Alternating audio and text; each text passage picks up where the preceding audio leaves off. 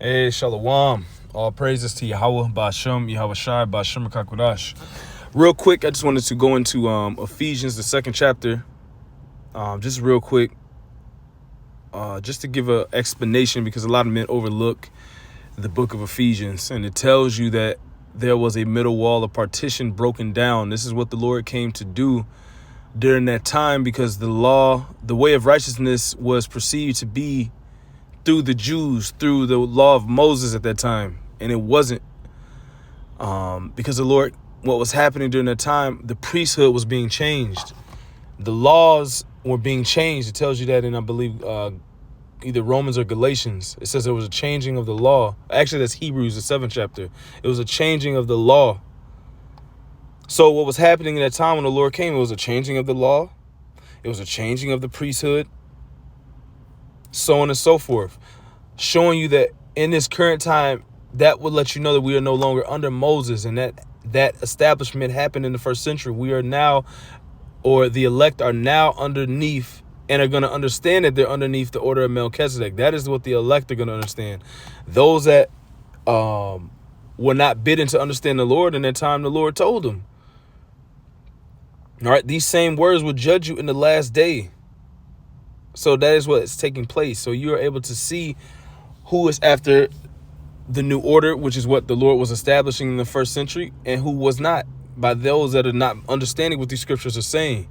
Now, the wall between the Gentiles believing was the Jews using the law of Moses. So the Lord came and broke that wall of partition down and took it away.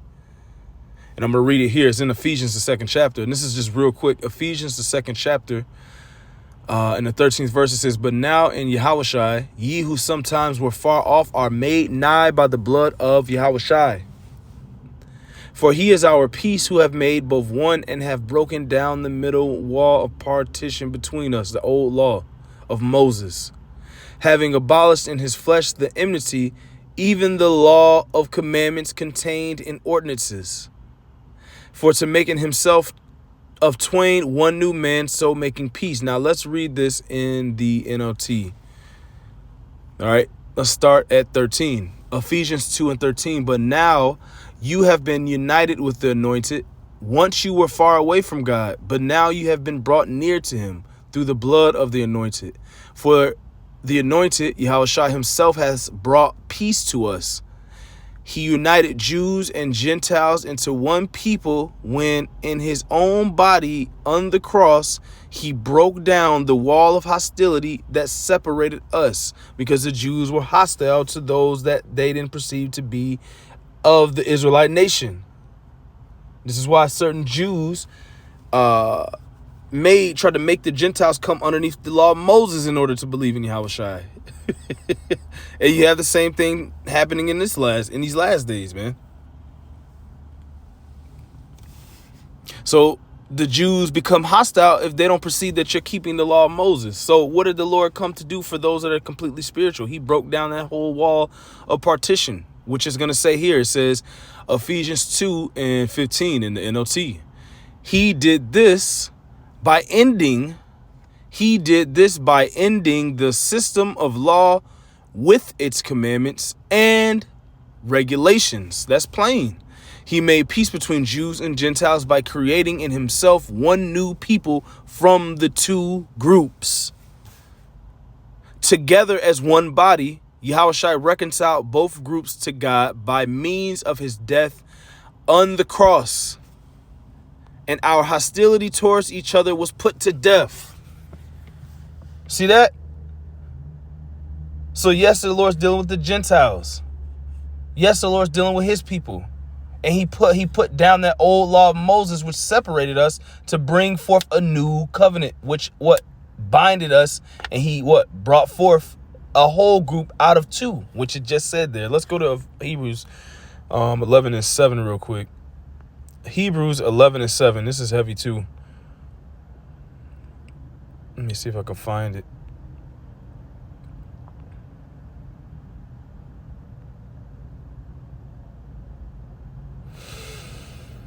This is Hebrews 7 and 11. And I don't know what guys are reading, man. Hebrews 7:11. If therefore perfection were by the Levitical priesthood, for under it the people received the law, what further need was there that another priest should rise after the order of Melchizedek and not be called after the order of Aaron? So when the Lord came, he was not called after the order of Aaron. He came after the order of Melchizedek in that time. See that? So the Lord, that's why it was such a big thing between the Pharisees and the scribes and the temple and the synagogues and the Lord and his followers and even Paul at that time, because the Lord and Paul and the disciples, they were teaching after the order of Melchizedek. They were establishing a new covenant in that time. That is what was happening. A new priesthood was being established, a new order, which was actually the old order that went back to the time of Abraham. This is what was taking place. This is what the whole New Testament is about. So I don't know what guys are teaching. This to continuous to teach the law of Moses. Obviously, yes, you still honor the old law of Moses, not because it's a perfect law. But us being in the flesh can't keep that perfect law. So the Lord came forth and broke down the partition, which was that law between us and the Gentiles. And he took out of all of us one new people. Hence, establishing a whole new covenant that he can go into all peoples and grab from. That is what the Lord was doing in that time. Hebrews 7:11. So you have scriptures like to the Jew first, of course, and then also to the Gentile or Greek, as it's stated in the scriptures. This is what men don't understand in these last days, man. Hebrews 7:11. If therefore perfection were by the Levitical priesthood, for under it people received the law, what further need was there that another priest should rise after the order of Melchizedek? So the Lord rose and came after the order of Melchizedek and not be called after the order of Aaron. So the Lord didn't come after the order of Aaron. And that's what order we come after. We come after the order of Melchizedek, and men in the camps and groups and organizations, they're still after the order of Aaron. So you're not even in the spirit of the Lord. Because the Lord didn't come in the spirit of Aaron. He didn't come in that order. So a lot of men don't understand that they're teaching the Bible backwards. They're teaching it scrambled up. They're teaching it in a different type of way that is not supposed to be taught. Hebrews 7:12, for the priesthood being changed. There it is. For the priesthood being changed. So if you're still honoring the Levitical priesthood and you're still serving after the works and you're still serving after that priesthood of the Levitical law after the order of Aaron, the Mosaic law, so to speak, all right, then you're not even in understanding of the scriptures, because in the first century when the Lord came, that was changed. That's the whole purpose of the Lord coming, was to change that priesthood to a different one. It's crazy. For the priesthood being changed, there is made of necessity a change also of the law. That's plain, man. That's plain. Let's read in the NLT. And if the priesthood is changed, the law must also be changed to permit it. So the law was changed in that time. It is no longer the law of Moses. It is the laws of the Lord. What he taught, his principles, his commandments. That is what it is particularly describing when he states, keep my commandments, keep the Lord's commandments. In like the book of John, for example, that is what he's speaking on. Not Moses' commandments. It's crazy. Why? Because it was changed from Moses to the Lord. It was changed from the order of Aaron to the order of Melchizedek, which it says right here, it was a necessity to change the law also. That is what was being done in that time. So what are we under now? The elect are under the new order, and that's what they understand. If you can't understand that, then you're still under Aaron. You weren't redeemed to get to the higher levels of understanding the Lord or the Spirit, because you don't have it. Because you're still after the order of Aaron. The Spirit is not in the order of Aaron. It's not in that priesthood. That's why the Lord changed it. It's crazy. It's plain. Hebrews 7:12. I'll read it in the NLT. And if the priesthood is changed, the law must also be changed to permit it. For the priest we are talking about belongs to a different tribe whose members have never served at the altar as priests. Talk about the Lord, how he was a Judite. The Judites were not, the tribe of Judah was not the priest tribe. That was the tribe of Levi. So now that we're under a different type of priesthood, it is no longer that priesthood that was under the Levitical priests, their order, Aaron, Moses. It's no longer that anymore, man. It's real simple. Verse 14, what I mean is our Lord came from the tribe of Judah, and Moses never mentioned a priest coming from that tribe. How can you be serving Yahushua, who is the high priest, but say that you're serving the Levitical priesthood? Yahushua is the high priest of a new priesthood. You can't be serving the Levitical priesthood and serving Yahushua at the same time, who is calling you into another priesthood. It doesn't make any sense, man. It says, what I mean is our Lord came from the tribe of Judah, and Moses never mentioned priests coming from that tribe. This change has been made very clear since a different priest who is like Melchizedek has appeared. Yahushua became a priest not by meeting the physical requirements of the belonging to the tribe of Levi, but by the power of a life that cannot be destroyed. And the psalmist pointed this out when he prophesied, you are a priest forever after the order of Melchizedek. Verse 18, yes, the old requirement about the priesthood was set aside because it was weak and useless. That's that. See that? Hebrews 7:18, for there is verily a disannulling of the commandment going before for the weakness and unprofitableness thereof. So guys in these last days are condemning you for not serving a weak and unprofitable law that was disannulled. Weak in the sense that it's a perfect law, but how it can't help the flesh that we are in. This is what men don't understand, man. It's real simple, man. So the Lord gave us something greater, something that will get us straight to the spirit, something that we can utilize to follow it just in our mind, just in the spirit, which is why you don't have to see it. Which is why the Lord told the disciples that it is within you. The kingdom is within you. Stop looking to see stuff. All this thinking and all this mindset, all this new theology, this new priesthood, this new order, this new way, it's all in you. That is for men to come back to understand and realize. But only the elect are going to understand this, what the scriptures is actually saying, with a higher mind, to understand the higher understanding and higher wisdom that was left by the Lord. Hebrews 7, otherwise you're still in bondage to the old law of Moses, and that's what we see. Hebrews 7:18, for there is verily a disannulling of the commandment going before for the weakness and unprofitableness thereof. For the law made nothing perfect, but the bringing in of a better hope did, by the which we draw nigh unto the Lord. And inasmuch as not without an oath he was made priest. Verse 20, listen to this. Hebrews 7:20 in the NLT. This new system. Earlier we read that the Lord said the old system, which was the Levitical priesthood, the order of Aaron, the Mosaic law, the old system. So now what it's saying here about the new system, it says this new system was established with solemn oath. This new system was established with a solemn oath. Aaron's descendants became priests without such an oath. Aaron's descendants became priests without such an oath, but there was an oath regarding Yahushua. So this covenant is far more superior than that of Moses, is what we're trying to show men. For the Lord said to him, the Lord has taken an oath and will not break his vow. You are a priest forever. Because of this oath, Yahushua is the one who guarantees this better covenant with God. So the Lord is offering a better covenant, but guys are still offering you the old covenant in camps, groups, and organizations. This is what we're trying to say. This is what we're trying to show.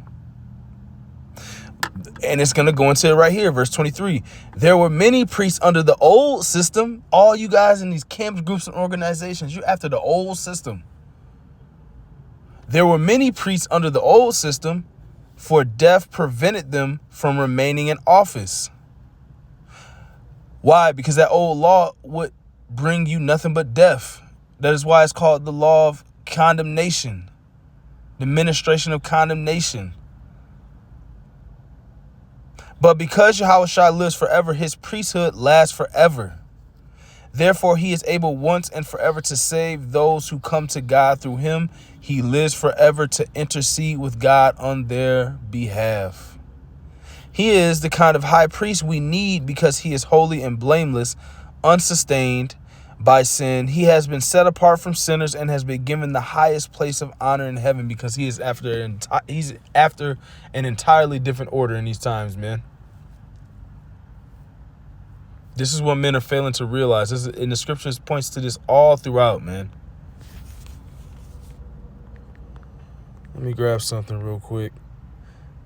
So the Lord has broken down that wall of partition. Let's actually go back there. The Lord has broken down the wall of partition, which was that law, by changing it, by setting up a different priesthood. Ephesians 2 and 15 and 14. For he is our peace, who have made both one and have broken down the middle wall of partition between us. Now we understand what that middle wall of partition is. That old law, that's why the Lord came to change the priesthood and that order. That is him breaking down the wall of partition between us. Having abolished in his flesh the enmity, even the law of commandments contained in ordinances. Even the law of commandment contained in ordinances. Even the law of commandment contained in ordinances, for to make in himself of twain one new man, so making peace. I'm going to read it in the NLT so you get more understanding. Ephesians 2 and 15. He did this. How did the Lord break down that wall? He did this by ending the system of law with its commandments and regulations. Regulations, for examples, would be keeping a certain day, not doing this, not eating that. So let me grab it real quick. A certain regulation.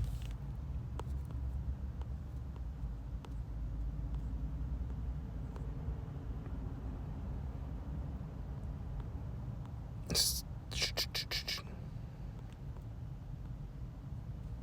think it's right here.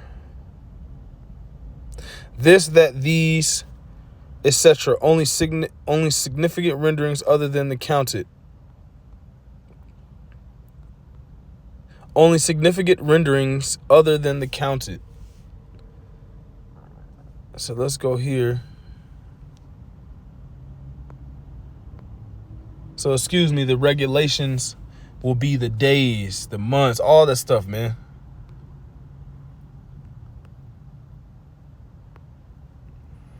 Plainly, it's just the regulations and commandments of the old. It says it plainly, Ephesians 2 and 15. He did this by ending the system of law with its commandments and regulations. With its commandments and regulations.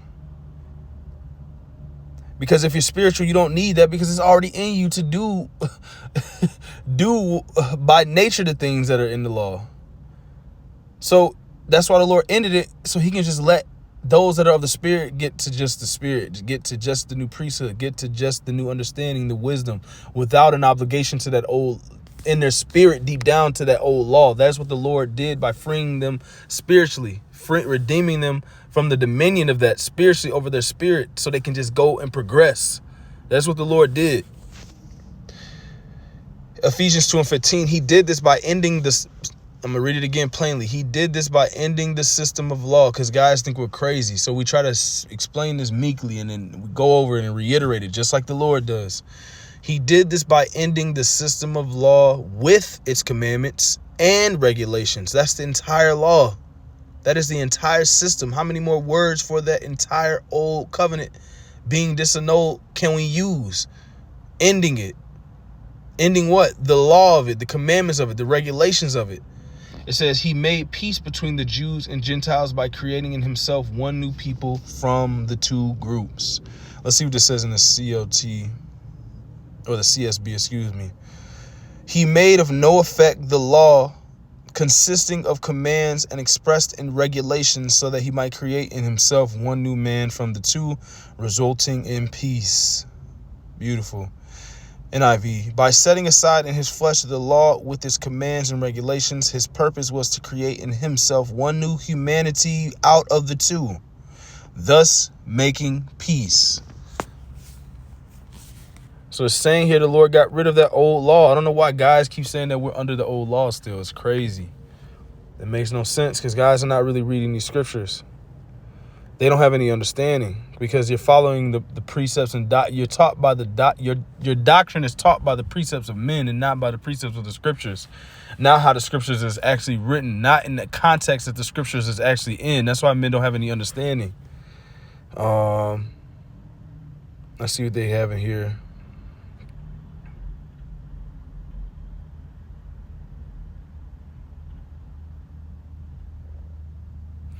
Yeah, this is a great one, man. Let's do a quick view. So this is Hebrews 10 and 18. It says, now let's go up. It says, whereof the Holy Spirit also is a witness to us. Hebrews 10 and 15.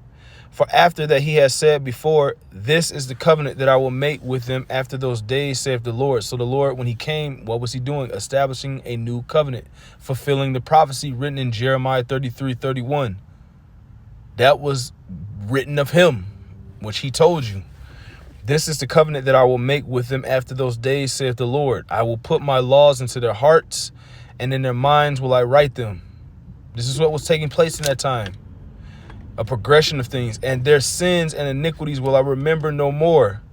Now where remission of these is, there is no more offering for sin. Having therefore, brethren, boldness to enter into the holiest by the blood of Yahushua, by a new and living way. By a new and living way, which he hath consecrated for us through the veil. Guys are still on the other side of the veil. Guys are still veiled in the mind. That is a fulfillment of prophecy. When they read the Old Testament, the veil remains over many men's hearts in these last days. But what's going on with those that are teaching the new covenant that have a higher understanding, that believe with a higher understanding? They are being given access to enter in through the veil into the holiest of holies through the Lord, through believing in his covenant rather than Moses' covenant. Hebrews 10 and 20, by a new and living way, which he hath consecrated for us through the veil, that is to say, his flesh, and having an high priest over the house of God, let us draw near with a true heart in full assurance of faith, having our hearts sprinkled from an evil conscience and our bodies washed with pure water. It's plain, man. So the Lord has given us that are of the elect, those that are of the Lord, those that actually understand the Lord, those that were with the Lord. He has given us access to a new way, a new path. Men are still on the old path trying to go up through Moses' law, through Aaron. This is Galatians 3 and 10. For as many as are of the works of the law are under the curse.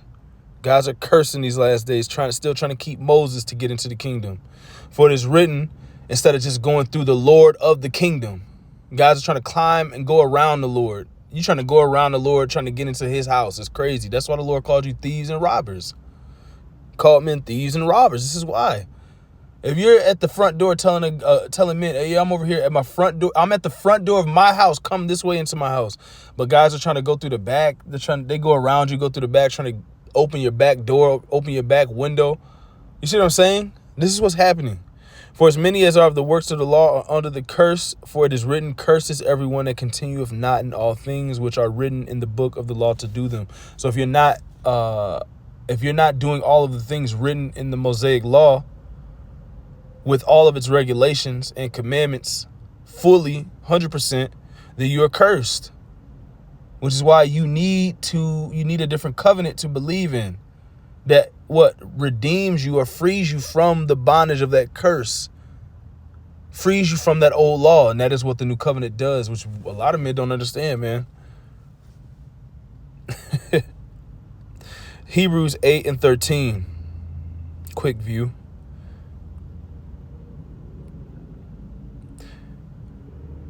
Hebrews 8 and 10. For this is the covenant that I will make with the house of Israel after those days. So this is describing what was happening in that time.